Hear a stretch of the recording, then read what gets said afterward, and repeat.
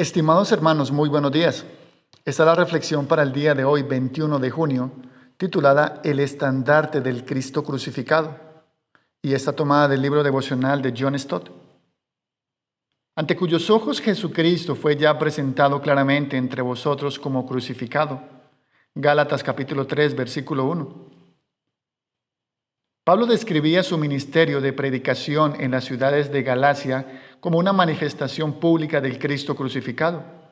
Por supuesto, los gálatas no habían visto morir a Jesús. Tampoco lo había visto el apóstol Pablo. Pero mediante la predicación de la cruz, él había traído el pasado hasta el presente y había transformado el acontecimiento histórico de la cruz en una realidad contemporánea.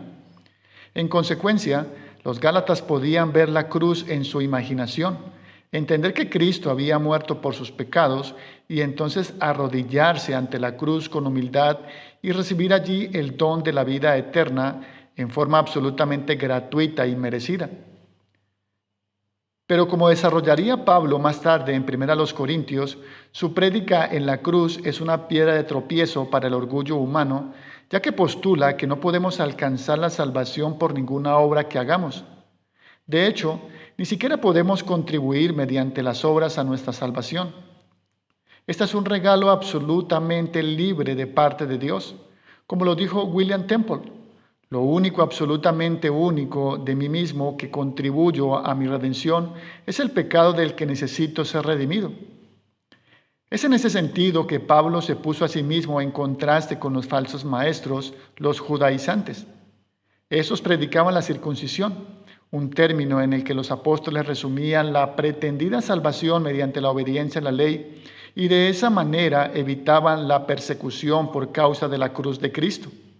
En cambio, él predicaba a Cristo crucificado, es decir, la salvación solamente por medio de Cristo, y por esa razón era constantemente perseguido. En la actualidad, todos los comunicadores cristianos enfrentan la misma opción. O adulamos a la audiencia y les decimos que lo que quieren escuchar sobre su capacidad de salvarse a sí mismos, con lo cual desarrollamos un ministerio de puro mimo y acariciamos sus oídos hasta que ronronean de placer, o bien les declaramos la verdad sobre lo que no quieren escuchar, es decir, sobre el pecado, la culpa, el juicio y la cruz, y al hacerlo provocamos su hostilidad. En otras palabras, podemos ser infieles y de esa manera ser populares, o nos mostramos dispuestos a ser impopulares por causa de nuestra fidelidad. Dudo mucho de que sea posible ser fiel y popular al mismo tiempo.